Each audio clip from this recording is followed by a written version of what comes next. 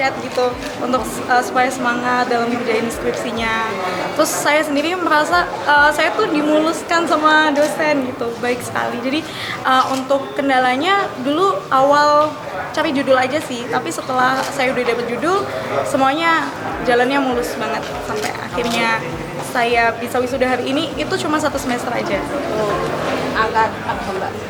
Tema itu skripsinya? Eksploitasi ekonomi anak. Iya. Jadi ada hubungannya dengan penyanyi ya berarti ya? Enggak, karena saya kan fakultas hukum. Saya angkat kasus eksploitasi anak sebagai lady companion. Kenapa milih ngambil itu, Mbak? Karena idenya dari mana? Karena saya sendiri sebenarnya cukup tertarik sama hal-hal yang berkaitan dengan anak. Terus kemudian menurut saya masa anak-anak itu masa yang sangat penting bagi setiap orang ya. Karena kan masa anak-anak itu apa ya?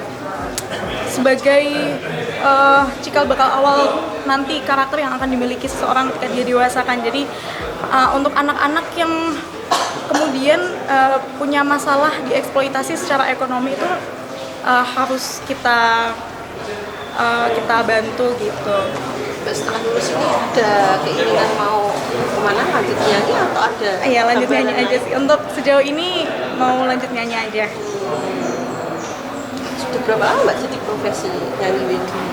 Kalau mulai nyanyi itu dari SMA, dari tahun 2016 sampai sekarang. Nah, makanya tinggalnya di mana? Gimana? Di Kudus apa di mana? Iya, saya di Kudus. Di Kudus ya? Iya. Genre yang paling disukai? Kalau saya sih apa aja sih yang, karena kan kalau misalkan saya kan saat ini kerjanya di wedding singer ya. Jadi kalau nggak bisa pilih genre yang disuka karena sesuai sama request dari klien aja gitu. Dari klien, tapi kalau berangkat dari dalam hati yang paling yang prefer lah yang paling Saya tuh sempat tertarik banget sama genre bossa nova. Sebenarnya saya ada juga channel YouTube dulu yang bikin konten-konten lagu bossa nova gitu. Tapi udah iya. Masih lanjut konten YouTube? Sekarang udah nggak lanjut sih karena ada kesibukan lain yang harus diutamakan gitu. Jadi saat ini rame job datingnya? Ya alhamdulillah. Iya, di Kudus sendiri. Sampai keluar? Iya, sometimes. Kadang-kadang kalau misalkan ada. Tapi kalau untuk saat ini lebih enak di Kudus aja sih. Iya. Sebulan biasanya ngecek berapa ribu? Oh nggak tentu kalau. Iya, kalau pas rame, kalau pas enggak ya disyukuri aja gitu. Besar nanti Mbak, mungkin udah bunderi kalender berapa ribu? Berapa job? Aduh. Apa bulan depan? Iya, alhamdulillah ada. Mbak nama berapa semester? Gimana? Berapa semester? Berapa ya? 11. Iya, 11 semester. Kual apa kuan ini skripsinya? Kenapa? Kual apa kuan? Kual. Kualitatif. Iya. nama lengkapnya Mbak siapa? Nama lengkap saya Kania Chandra Kirana Kinaldi. Oh, usia? Usia 23. Oh, alamatnya mana Mbak? Pedawang. Udah RT? RT 2, RW 2, nomor 284, Kecamatan Bayi Kudus. Kalau TikTok Gimana? TikToknya namanya? TikTok saya Kania Kinaldi. Instagram? Kania Kinaldi. Kenal dulu. Ayo, Foto namanya? Nomor telepon. Kamu aja kemana? Iya. Tadi judul skripsinya apa? Nyanyi mau nggak? Judul Iya. skripsinya apa? Suara makanan. Tadi judul skripsinya apa? Mau laporan ya? Eksploitasi, ya. Eksploitasi. Eksploitasi. Logonya masih UNS, Prof. Oh iya, ini adalah samir keguru besaran. Oh gitu. Jadi kalau jenderal itu kan punya bintang 4. Iya. Dimanapun dia jadi komandan, bintang 4-nya kan nempel terus gitu. Ini namanya ini samir keguru besaran. Dimanapun nempel gitu. Nah ini adalah Jelaskan terkait dengan kegiatan wisuda hari ini seperti apa? Nih, alhamdulillah wisuda hari ini tanggal 14 sebagai hari pertama dari 2 hari wisuda sama besok pagi. Ini adalah wisuda tahap pertama tahun ini, putaran wisuda yang ke-72, di mana yang diwisuda adalah ada 914 mahasiswa baik sarjana maupun S2. yang tadi sudah kita selesaikan bersama-sama dengan lancar, tertib, alhamdulillah, dan setelah ini nanti mereka menjadi alumni UMK.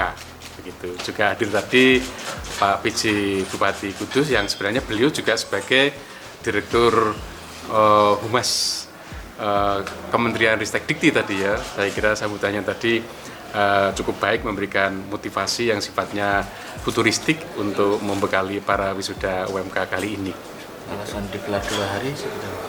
Karena daya tampung auditorium yang tidak mungkin kalau 914 itu jadi satu, karena 914 itu kan harus ditambah 2 dengan orang tuanya, sehingga kan 914 kali 3, nah gitu kan, sehingga itu dibagi 2, sehingga hari ini separuhnya sekitar 450-an, kemudian besok pagi 450-an, karena daya tampung auditorium UMK. Pembagian fakultas untuk hari ini dan besok? Pembagian fakultas untuk hari ini adalah fakultas ekonomi dan bisnis, dan tadi jumlahnya yang paling besar, kemudian fakultas hukum dan fakultas pertanian, sedangkan untuk besok pagi adalah fakultas teknik, fakultas FKIP, dan psikologi besok pagi.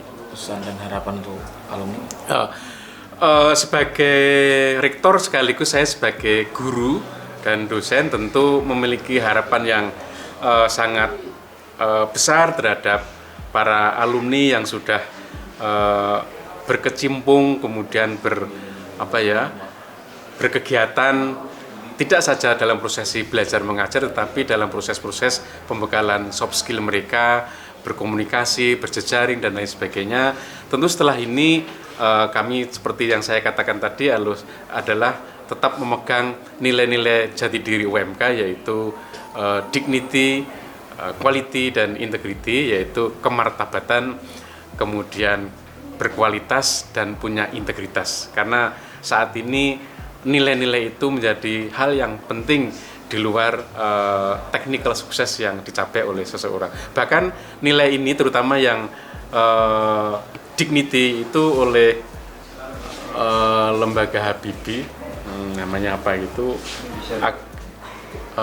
lembaganya Habibie itu, Habibie Center itu kemarin kami presentasi di Jakarta itu sangat diapresiasi. Ini saya baru menemukan bahwa pendidikan kita ini terlepas dari kemartabatan ini.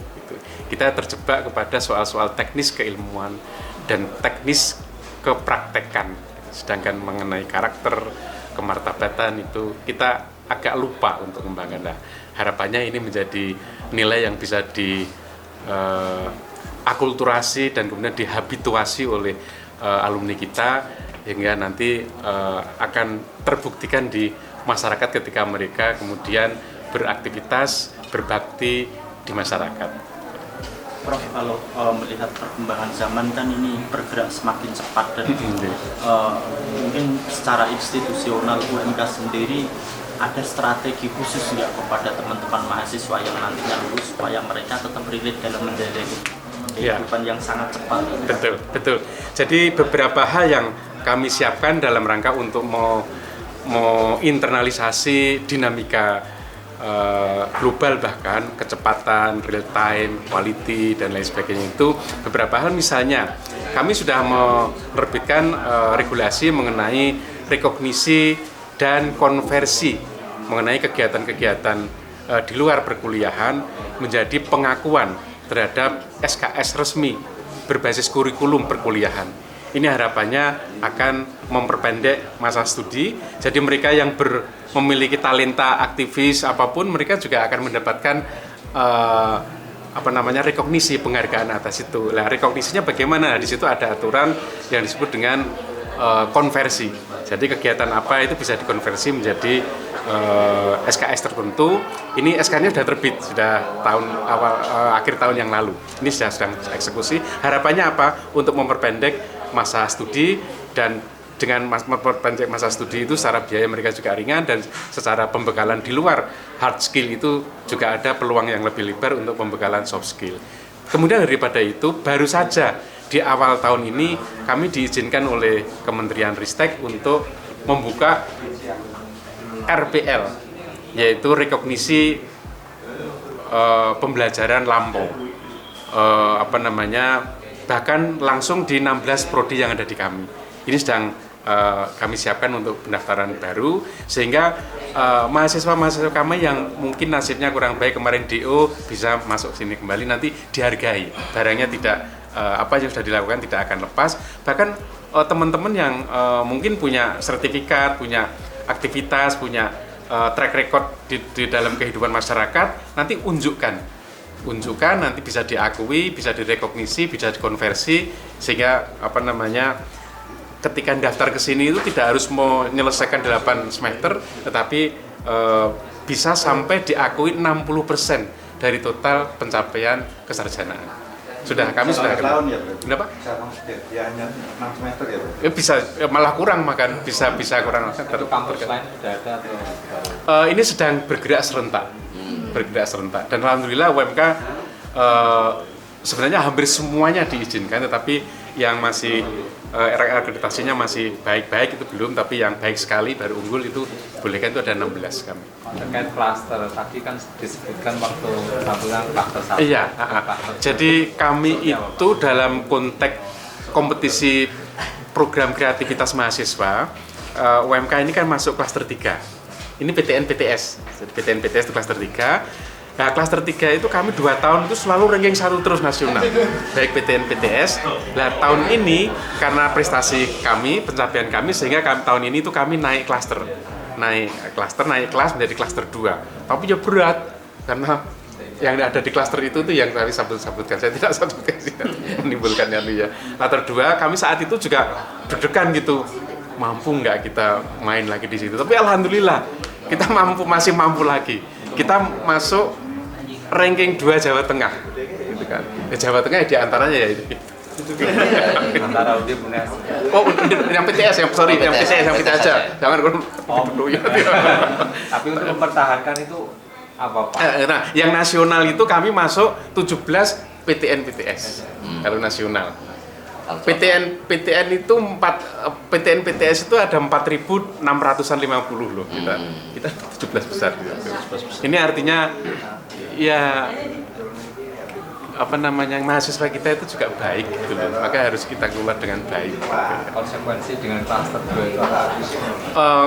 Penyiapannya harus lebih fight gitu ya, karena kompetitor di klaster itu adalah kelas-kelas yang sudah nggak kaleng-kaleng begitu. Penilainya lebih ke apa? Penilainya adalah karya ilmiah, karya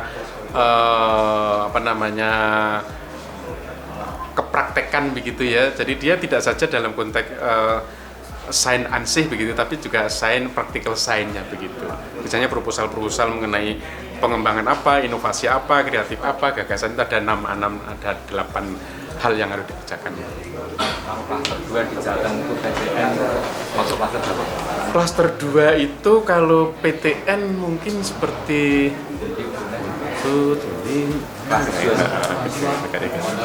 tapi itu nggak jadi.